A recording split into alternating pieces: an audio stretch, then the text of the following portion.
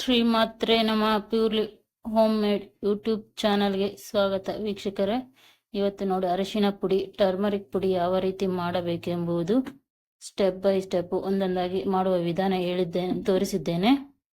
ಇದರ full video ಹಾಕಿದ್ದೇನೆ, ಇದರ ಲಿಂಕ್ ಇದೆ ನೋಡಿ ವೀಕ್ಷಕರೇ. ಅಲ್ಲಿ ಬಂದು ನೋಡಿದರೆ ಮಾತ್ರ ಗೊತ್ತಾಗುತ್ತದೆ ಯಾವ ರೀತಿ ಪುಡಿ ಮಾಡಿಕೊಳ್ಳಬೇಕು ಎಂಬುದು.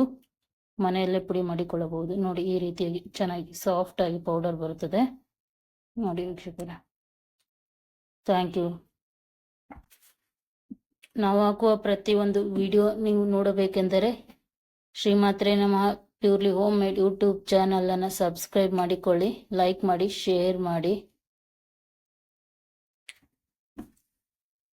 Thank you viewers.